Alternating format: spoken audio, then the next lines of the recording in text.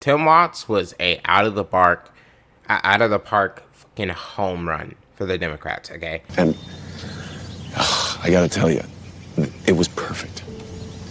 Perfect. Everything, down to the last minute details.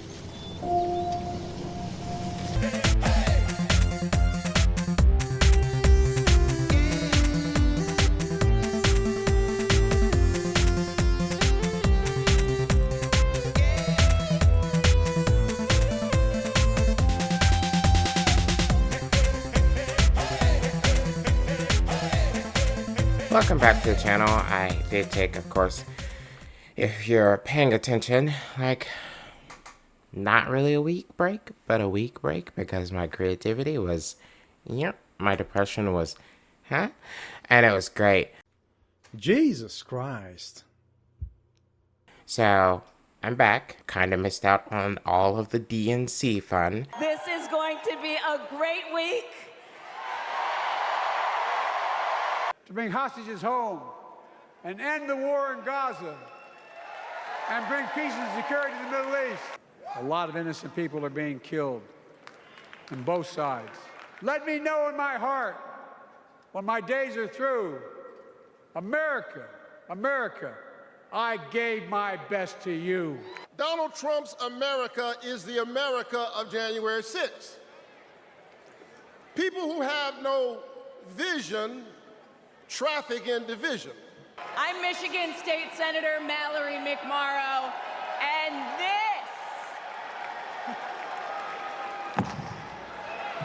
this is Project 2025. Nearly 66 million Americans voted for a future where there are no ceilings on our dreams. And afterwards, we refused to give up on America. Millions marched, many ran for office. We kept our eyes on the future. Well, my friends, the future is here. Although technically I didn't, because I watched it. I just didn't post about it. I did post about it, but it was from someone else's thing. I just want to cover 2 speeches from the DNC. The rest of it is the usual fanfare. Lil Jon. Let's get this mother crock! Yeah! Fire up shots, the whole 9 yards. Doesn't matter. What I want to get at is AOC's speech and Kamala Harris's speech. The only speeches that really kind of mattered. I mean, yeah, the Obamas came out and did their shit, America. Hope for America. Yes, we can. Yeah, that happened. Whatever. I don't give a shit. That's the Obamas. Whatever. I do care about AOC and Kamala Harris for several reasons. One, AOC has been kind of this voice of a burgeoning socialist movement in America, and this speech has me worried. I mean, I was worried before because there's this whole thing of her kind of downplaying the Biden should drop out rumors. I don't know, the speech came across as setting herself up. And then Kamala has some hinge off-the-cuff moments. Okay, so let's get into it. Kamala Harris, we have a chance to elect a president who is for the middle class because she is from the middle class. I mean, I guess that's a good line, So my thing, like politicians, is the moment you enter politics, you have like a window. There's like a 8, not even 8. There's really more like a 2-term window. Okay, usually most crack before the end of the first term. But there's like a 2-term window where like the nature of American politics just infests you, like it's like a zombie disease or something. It's like grayscale from Game of Thrones. It's like as soon as you become a politician, you start developing freaking like grayscale, and depending on how deep you go into the system, is how fast that grayscale is going to like take over your body. Kamala Harris has been in the system a long time. Okay, she's young, yes, but she has been in the system pretty much all her life. So her grayscale is very, very, very, very, very, very, very, very, very, very, very, very thick. And she is working tirelessly to secure a ceasefire in Gaza and bringing hostages home. So, this is the part that got me on AOC. I was just like, okay, I don't know where the hell you're hearing this from. Every single peace deal that has been put forth, Israel has, like, emphatically denied, right? Because access denied. Benjamin Netanyahu knows the moment this war is over, he's no longer going to be prime minister because even Israelis don't like him, and they don't like him for the genocide thing. Well, some of them don't like him for the genocide thing, but a lot of them don't like how he has treated this whole war because they felt like he hasn't put the priority of the hostages first. There was, of course, the issue with their Supreme Court trying to pass some law a couple months before October 7th that had people in Israel rioting in the streets. So it was basically going to give, like, the president more authority and, like, be able to violate, like, human rights of Israelis. They don't really care about Palestinians. But everything that's been put forth, the Israelis have categorically said no to. The only ones that they say yes to are ones they put forth, and it's always some fucking psychotic shit. Like, Israeli troops must occupy this territory for, the next decade for policing matters, which we know that's just a signal to, like, expand their fucking border wall further into Gaza. And then they say shit like, oh, we'll give you one hostage for the remaining hostages that you have. And yes, Israel has hostages. They're called Palestinian detainees, and a lot of them are illegally detained because they were Palestinians standing on a sidewalk that was meant only for Israelis. That's right. It's illegal in Israel in certain places and in Palestine in certain places for you to be fucking Palestinian and standing on a fucking sidewalk. Not even just Palestinian, for you to be Arab, for you to be Muslim and standing on a fucking sidewalk. You can go to jail if that sidewalk is marked only for Jews, which makes zero sense. It's a sidewalk, people. But yeah, so what is she talking about, this peace deal shit? Like, what peace deal? Okay, what ceasefire? Fuck a ceasefire, okay? Give Palestine its right to exist on its own and give them reparations. Simple as that. That is the only way this comes to a conclusion now, is the freeing of Palestinian hostages, the freeing of the Israeli hostages. Palestine has a right to exist. Land needs to be returned that has been taken. Gaza and the West Bank need to be connected by some form of a land bridge. And that's it. There is no one-state solution anymore. That's done. And I, for one, am tired of hearing about how a two-bit union buster thinks of himself as more of a patriot than the woman who fights every single day to lift working people out from under the boots of greed, trampling on our way of life. That last line came out a little, I don't know if that is the acting, or that way of life. I love AOC, don't get me wrong, she's most of the time she's most of the time she's a great politician. But yeah, that one, no. On our way of life, Kamala Harris's speech. Now, I've seen some of this. I got like maybe 25-ish minutes in, and then I caught like other parts of it. I was doing something at the time. This won't per se be a fresh react, but maybe close enough. Thank you, everyone. Thank you. Okay, let's get to business. Let's get to business. All right.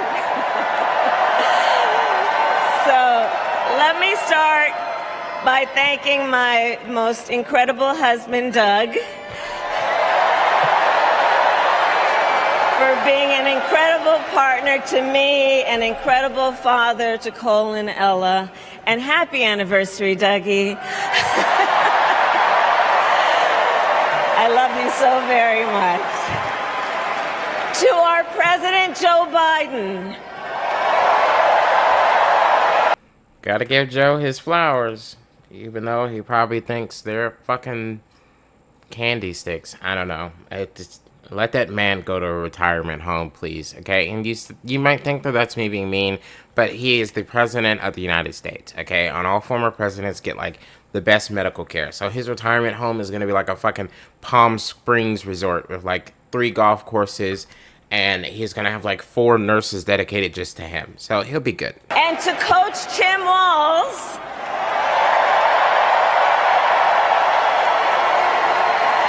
you vice president. Okay, that's the one thing that is 100% correct. Tim Walz was a out of the park fucking home run for the Democrats. Okay, And I gotta tell you, it was perfect. Perfect. Everything, down to the last minute details. no better choice. And me, I know I said in an earlier video something about Gavin Newsom or whatever. That was just me thinking on the spot at the moment, and politicians I can remember. And I was thinking they're just gonna go big name. Tim Walz, on the other hand, is literally like he's just. I mean, the motherfucker fought for free lunches in fucking, what is it, Minnesota or whatever. Yeah, Minnesota for children. He went to fucking war over free lunches. Republicans were trying to defund that during COVID, and this motherfucker went to war for kids. Okay, he's a school teacher. What? He's a school teacher. Name a politician that has that background and remains just the nerdy school teacher. It's the best choice. Best choice. In the greatest nation on earth, I accept your nomination to be president of the United States. It took her 10 minutes to get to this point. Did my attention span that night was fucking that small, and it took her 10 minutes to get here. I was ready to fucking explode. I was about to nut. What? Bro, what are you talking about, man? And with this election, our nation with this election has a precious, fleeting opportunity to move past the bitterness, cynicism, and divisive battles of the past, a chance to chart a new way forward. You know what Kamala reminds me of? She reminds me of that block. Can you speak English? She reminds me of that black aunt, the aunt everybody waits for at Thanksgiving because she always brings either the best snacks to wait for the food to be ready, or she brings everybody gifts because she hasn't seen them in a year. She lives on her own. I guess in this case, Kamala is different because she's got her husband, but she lives on her own or whatever. She's really chill, but then if something pops off in an instant, she's super serious. She's more serious than your mom, and she will look your mom dead in the face after you do something wrong and be like, why you let them kids be trifling like that in front of everybody? That's what Kamala reminds me of. She reminds me of the black aunt. And let me say, I know there are people of various political views watching tonight, and I want you to know, I promise to be a president for all Americans. You can always trust me. I know what she means here, but at the moment I was hearing it, I needed a little bit of hope.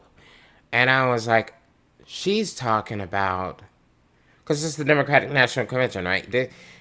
Glaze up Democrats, okay? Because at this point in the race, the only thing you're fighting for is the undecided and the moderate. The Democrats, who are firm Democrats, or at least firm socialists, are automatically going to vote for you. Even the ones that say they aren't going to, eventually they're going to come to their senses on the week of election and go and vote for you. It's the pick of the two evils. You pick the less evil person.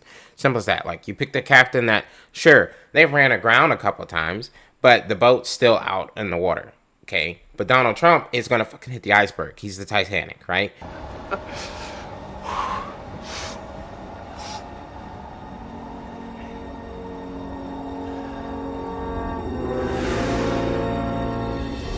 Fucking me!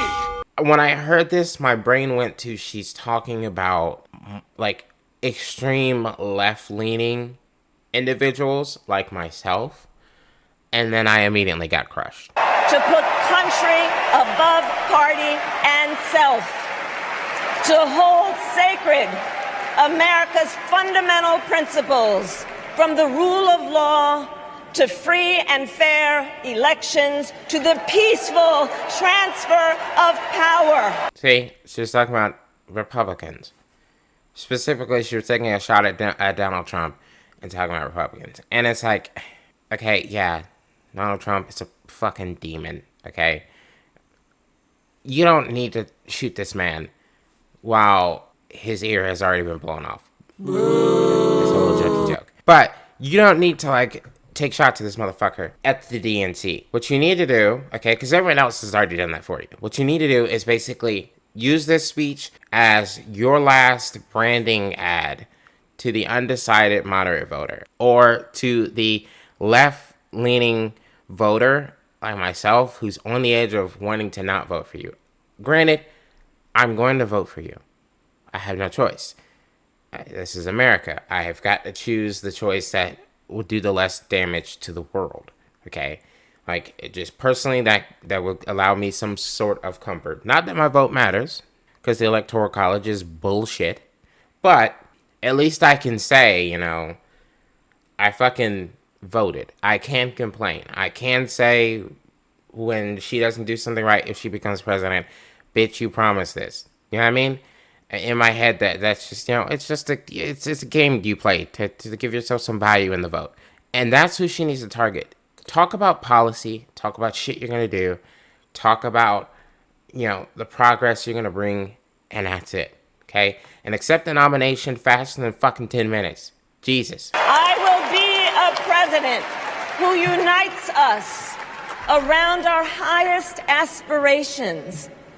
A president who leads and listens, who is realistic, practical, and has common sense, and always fights for the American people.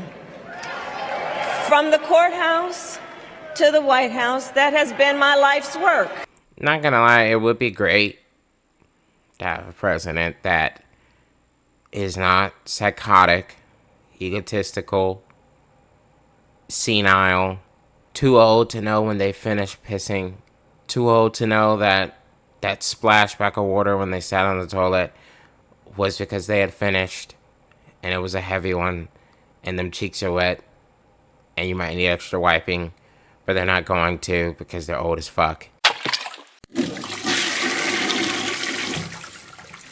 Or because they can't reach back there in the case of Donald Trump.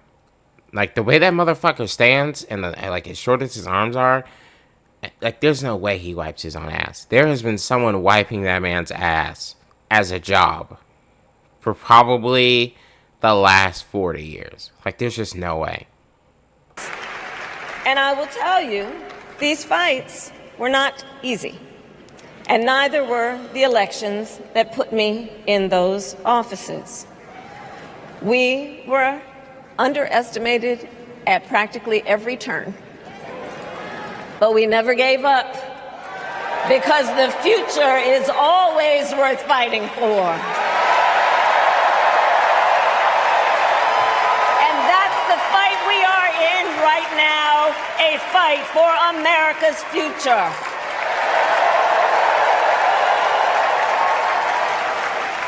Fellow Americans, this election is not only the most important of our lives, it is one of the most important in the life of our nation.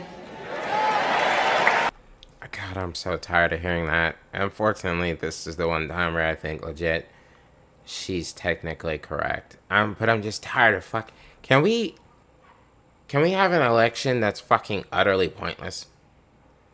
You know what I mean? Can we just get like one of those like utterly pointless, peaceful fucking elections? You know, that would be great. There's no culture war. There's no economic issues. There's no fucking wars and genocide we're supporting. Can we get one of those? We get some fucking old Republican candidate who like talks really slow, and then we'll get like some young male black candidate who doesn't even like bring up the fact that he's black. His biggest policy change is going to be that he is going to maybe, I don't know, federally mandate a 3-day weekend. Like something small. Can we get that? But the consequences of putting Donald Trump back in the White House are extremely serious. Consider not only the chaos and calamity when he was in office, but also the gravity of what has happened since he lost the last election. Donald Trump tried to throw away your votes. When he failed, he sent an armed mob to the United States Capitol where they assaulted law enforcement officers. When politicians in his own party begged him to call off the mob and send help, he did the opposite. He fanned the flames. And now, for an entirely different set of crimes, he was found guilty of fraud by a jury of everyday Americans and separately found liable for committing sexual abuse. And consider what he intends to do if we give him power again. Consider his explicit intent to set free violent extremists who assaulted those law enforcement officers at the Capitol. His explicit intent to jail journalists, political opponents, and anyone he sees as the enemy. His explicit intent to deploy our active duty military against our own citizens. Consider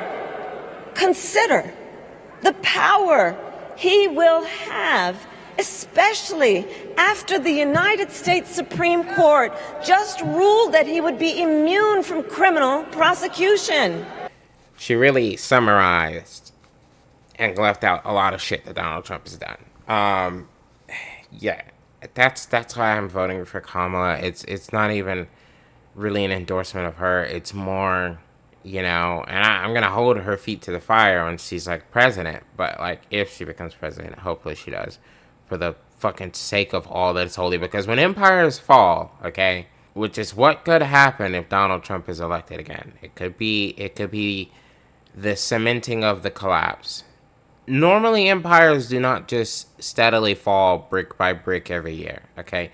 In today's modern world, shit happens quick. Every week, Donald Trump's president, it was something fucking new, okay? The motherfucker was looking into the sun. The motherfucker got COVID. The motherfucker, was telling people that it was bad people on both sides. The following week, he was one of his defense ministers, Flynn dude, fucking involved in some shit. Then the following week, he's firing the fucking FBI director for investigating. And then the week after that, he's giving ultimatums to Jeff Sessions. It was some shit every fucking week with Donald Trump. Every fucking week, okay? And it was shit that just undermines democracy. Let me be perfectly clear. I dislike the shit out of a lot of shit in America, okay? I hate a lot of American shit. But at the end of the day, A, I am an American, and B, I do believe in the promise this country can offer. I don't believe it's attainable anymore, but I do believe in the promise. And if you do believe in the promise, that's enough hope for you to, keep going on. And 3, as I said, empires, and no matter what anyone tells you, especially a lazy history teacher in fucking high school or whatever, America is an empire. And empires do not fall in a fucking vacuum. They fall with thunderous applause, okay? And the situation we're in is Kamala Harris is the prevention mechanism. America cannot do a round 2 Trump boogaloo. It just can't. It won't survive it. At least it won't. It might survive it, but you're going to see some serious repercussions on the outside. I call an opportunity economy where everyone has the chance to compete and a chance to succeed.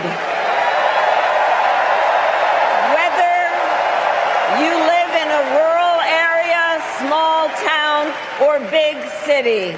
And as president, I will bring together labor and workers and small business owners and entrepreneurs and American companies to create jobs, to grow our economy, and to lower the cost of everyday needs like health care and housing and groceries. We will provide access to capital for small business owners and entrepreneurs and founders. And we will end America's housing shortage and protect Social Security and Medicare. Gotta hold her feet to the fire on all that shit. That's a lot of stuff. Another thing you gotta do is kind of give her a blue Congress.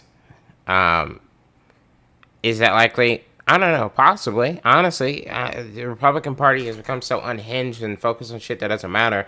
No one even knows what their policies are anymore. Their policies are shit that aren't going to change anything. If she could do half of what she just stated, she could more than likely get herself reelected. And then if she could do another, like, 1/4 of what she just stated, she can get the next Democratic president elected. Hopefully someone more left-leaning, because Kamala Harris, I mean, she's dipped into the left-leaning stuff lately, but she's only dipping, okay? I want a candidate who's submerged, all right? I want a full-on fucking, give me a Nordic socialist democracy tomorrow, okay? Now compare that to Donald Trump, because I think everyone here knows he doesn't actually fight for the middle class. He doesn't actually fight for the middle class. Instead, he fights for himself and his billionaire friends. And this is like something I feel like Democrats don't drive home as much. Like, ask a Republican, like a rural Republican, did your life truly get better during Donald Trump? No, man.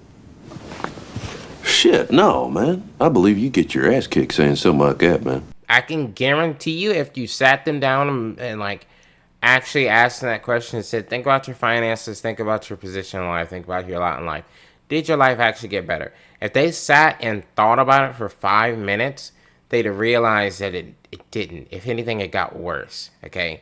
There was a lot of funding that was meant for farmers. They didn't go the fuck out when Donald Trump was there because those programs got extreme budget cuts.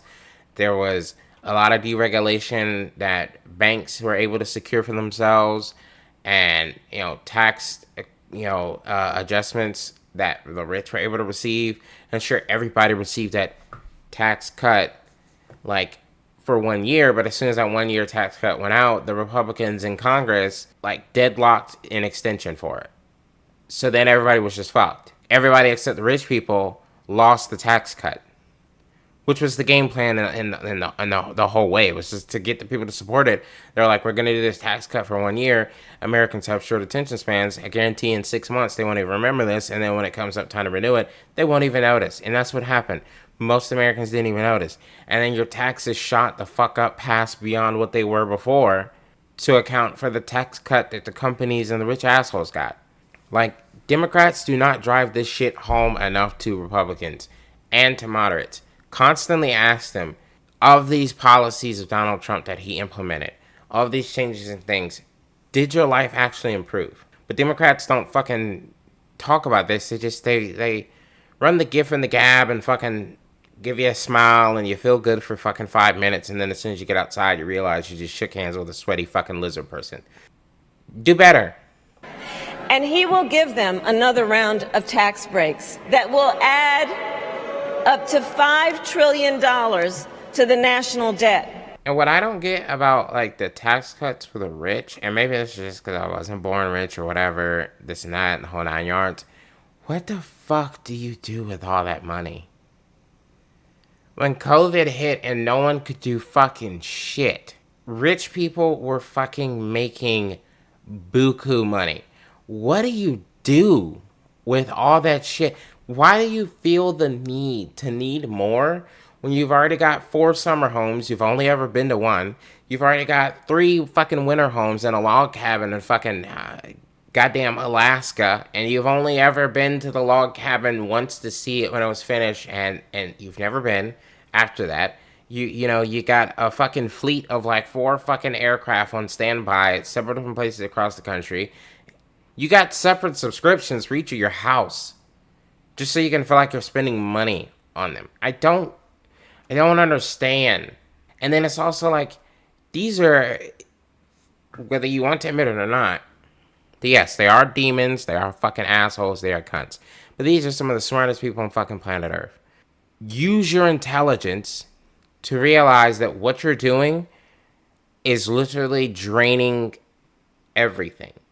And once you drain everything, and you have everything, you're so small a group that you having everything means nothing. And that's where the chaos forms. That's where anarchy erupts. That's where you get the chaos of the early days of the French Revolution.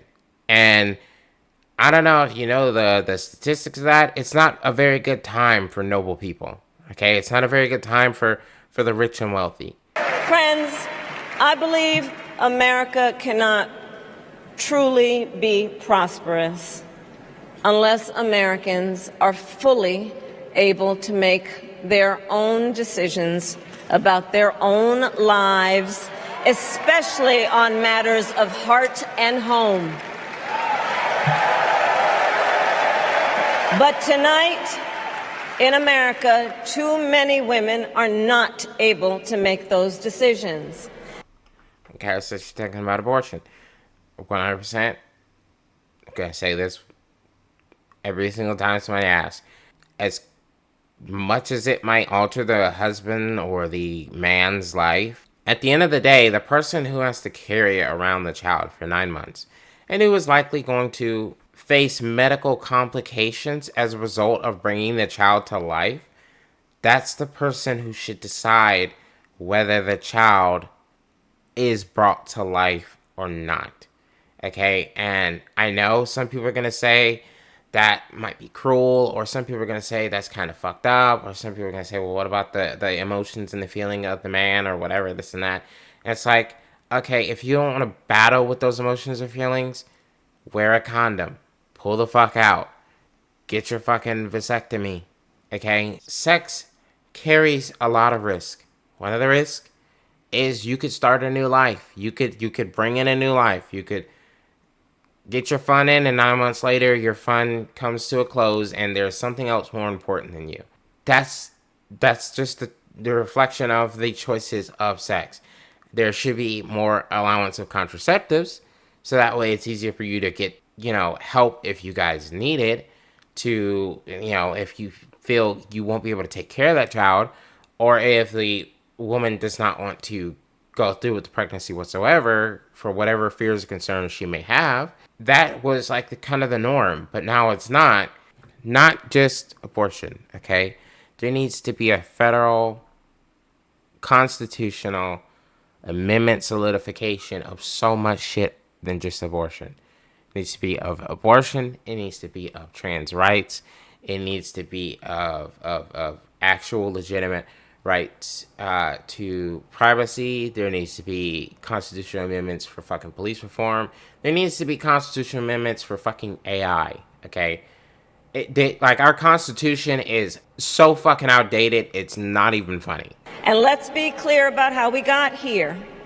Donald Trump handpicked members of the United States Supreme Court to take away reproductive freedom. And Clarence Thomas, which he did not handpick. And Clarence Thomas is oddly enough, he's kind of like a black nationalist, even though he's married to like this white lady. Because his thinking is, I forget the judge or the guy who wrote this explanation of basically like the black community that was just wrong. It was utterly wrong. Under, like, the book basically said, like, under Jim Crow, the black community was the strongest it's ever been. And it's like, sir, do you understand the poison that had to be drunk to have, the Black Wall Street in Tulsa, the Harlem Renaissance, the south of the track black communities and black churches that existed in the South and were like these isolated pockets of their own civilization?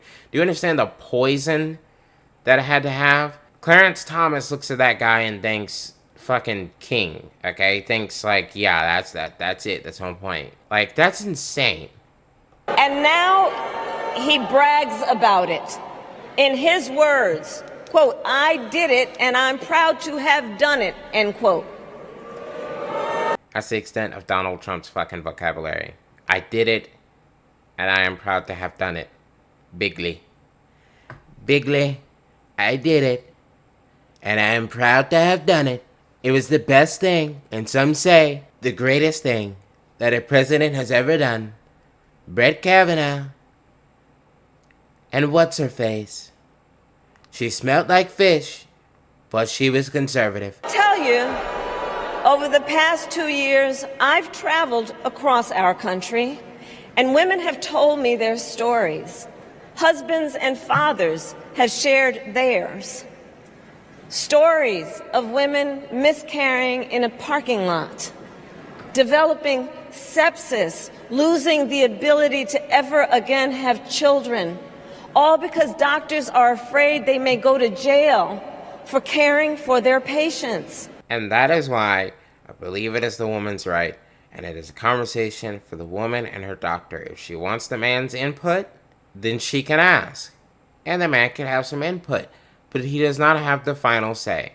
That is the woman, and before him is the doctor in that chain, okay? Because at the end of the day, I cannot fathom the traumatic hellscape that a woman must go through to have a miscarriage because the child had some sort of fetal condition that essentially guaranteed the child would die before 9 months. And maybe the mother is excited and happy, she follows the regimen and all this other stuff, takes all this medicine, is committed to it, this and that, the whole fucking 9 yards, and gets to like the 8th month and has a miscarriage. And even worse, that miscarriage could mean permanent damage to her reproductive area. So this woman who wants a baby so bad and is willing to put her body through 1,000,000 miles of fucking condition and wear and tear. And now she has done it and it failed once and she can't try again. I don't give a fuck about all the other possible things that the Republicans say women do, where they're like, oh, they have an abortion right there on the labor table at the hospital at 9 months. And it's just like, dog, yeah, because the woman's gonna die if the baby stays inside. That's why. The woman's gonna die if they don't just give up the baby. That is why. That's just how it is medically. The doctors see the mother as the primary patient until the baby comes out and gives a wah and a gah and a piss everywhere.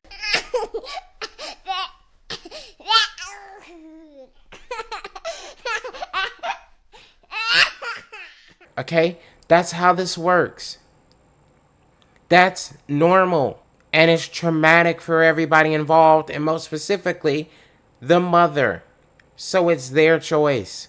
Children who have survived sexual assault, potentially being forced to carry a pregnancy to term. And a lot of these motherfuckers don't go to jail that do that, by the way. Like, that's another thing. A lot of motherfuckers who kids and get a little girl pregnant, a lot of them end up not going to jail. Our priorities in this country are fucked. They're very much fucked. This is what's happening in our country because of Donald Trump. And understand, he is not done. As a part of his agenda, he and his allies would limit access to birth control, ban medication abortion, and enact a nationwide abortion ban with or without Congress. And get this, he plans to create a national anti-abortion coordinator. I thought we were leaving this up to the states, Trump. System saying Republicans will say one thing. If you go on their side of the argument, you're like, okay, this seems logical and reasoning. It's leaving an opening. And they wait for you to forget that they had done that thing. And then they go and close the opening. And by the time anyone looks back to be like, well, there's this opening option, you're suddenly like, wait, it's not there. And it's like, yeah, because Republicans always want at the extreme. They never want this conservative sort of middle ground of keep things steady, stable, and progress slowly. They never wanted that, okay? Don't let them ever fool you into thinking they want that. Give it a year after they do something, they'll add something to what they did that permanently closes off any out. Never trust anything a Republican says as a candidate. Just don't. Because whatever they say, they actually mean a paragraph of fucking fine print underneath that bitch that closes it completely. And force states to report on women's miscarriages and abortions. Simply put, they are out of their minds. They're beyond out of their minds, okay? She's right about this. They're out of their minds, okay? J.D. Vance has an app. I will take every opportunity to dunk on this motherfucker. J.D. Vance has an app that allows him to track when his son masturbates. I shit you not, he has said this.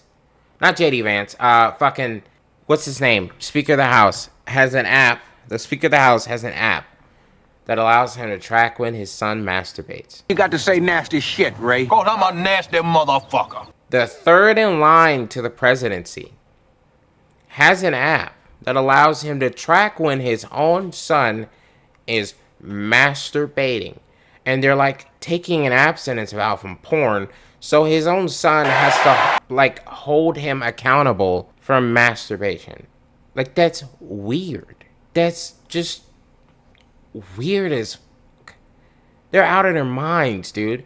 The Republican leadership is out of its fucking mind. Republican candidates are out of their fucking ballistic. Look at the governor candidate in North Carolina. I did a video on him. If you want to like look back and see how insane he is.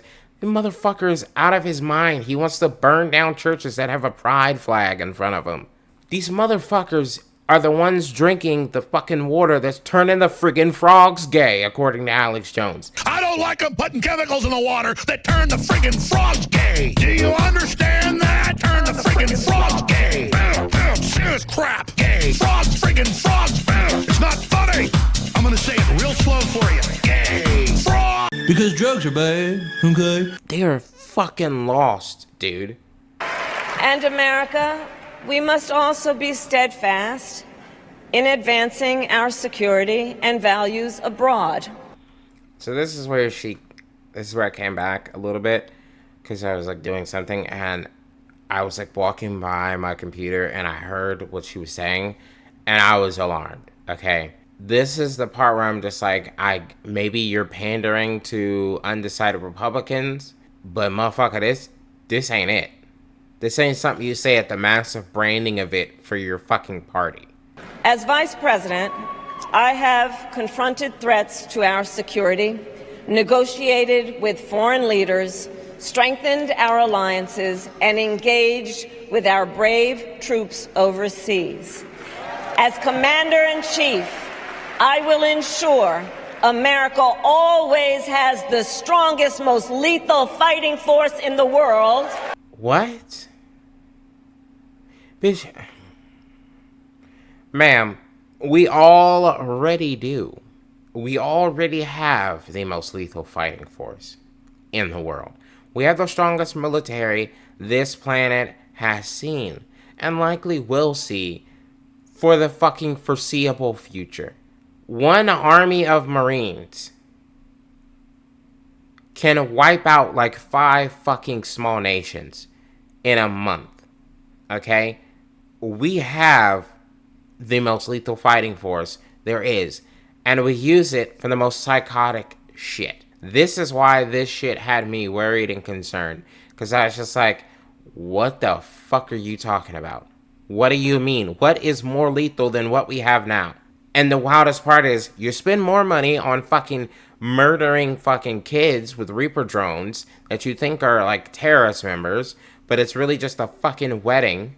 You spend more money on that than you do on taking care of the veterans when they get the fuck home. You just get them off the plane and throw them back to their family and say, peace out, we'll call you in 7 months for redeployment. This was a statement that made zero sense to me. Zero. It confused the fuck out of me. It's some shit that, like, this whole next, like, 2 minutes belongs in a Republican fucking speech. Not a Democratic National Convention speech.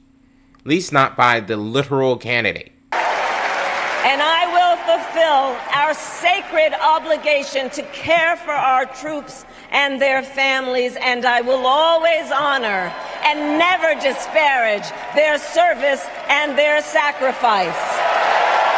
See, this comes from, like, this comes from constantly making, I'm gonna finish the video, I promise. This comes from, like, constantly trying to take jabs at Donald Trump, okay? You don't need to do this, okay? Because this insert was just weird to me. And for most people, it probably won't be. But for me, it was just kind of weird. And I get it, she's placating, but it was just, again, it was just so fucking unnecessary.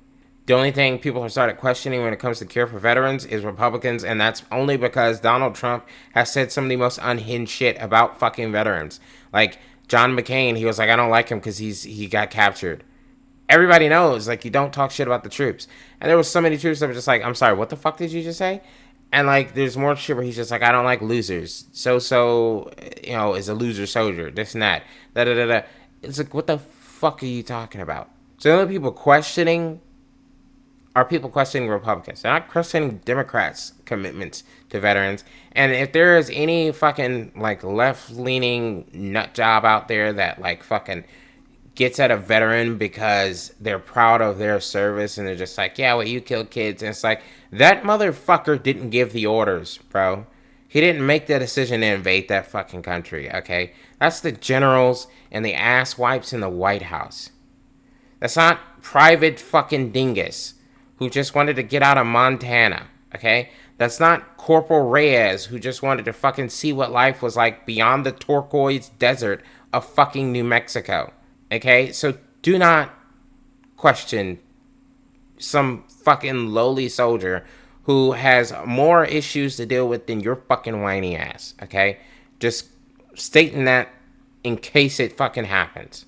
I will make sure that we lead the world into the future on space and artificial intelligence, that America, not China, wins the competition for the 21st century, and that we strengthen, not abdicate, our global leadership. Maybe we should just work with other countries. It shouldn't be this whole leadership bullshit. Maybe we would get out of a lot of the fucking shit we get into if we respected that other countries had an opinion and other countries have feelings and wants, because that's how fucking nation states work.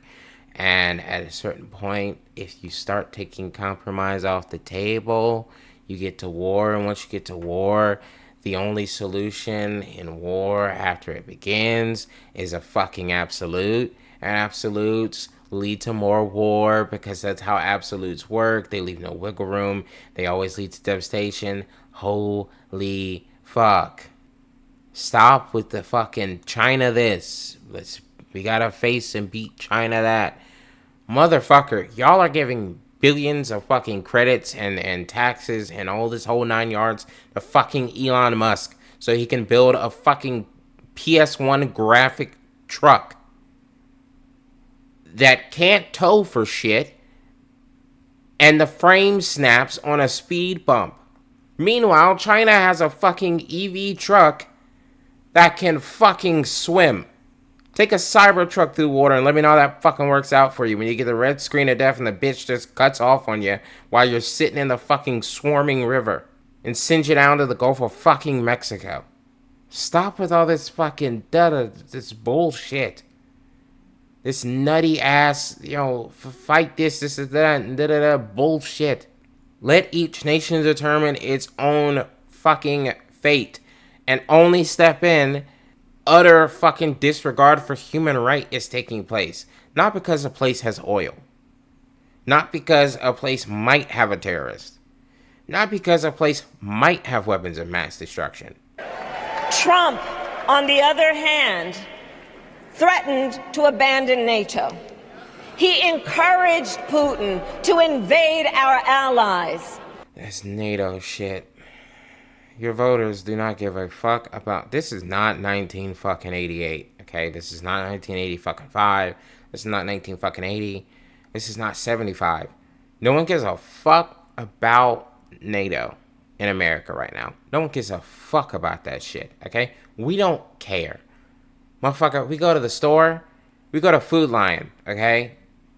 And back when I was a kid, you could go to Food Lion, have $100, and you can come out with a pretty decently filled cart, right? No, today you go to Food Lion with $100, you're coming out with 3 bags. That's it. Focus on the shit that fucking actually matters. This was utterly unnecessary in the speech, and it annoyed the fuck out of me that it was in it. The undecided voters, the middle of the road voters that you and Donald Trump are now fighting inch and fucking nail for, do not give a fuck about pandering. They have one topic issues that sway them, okay? You could get the fucking the young vote that has separated after the protest from the Democrats because of the response that Democrats have had on those protests. You could, clarify that you are going to stop sending weapons to fucking Israel, which is against American law, by the way. Okay? Just do your own fucking research. You could fucking, you did the abortion rights. Fine. Bring up the fucking farmers, okay?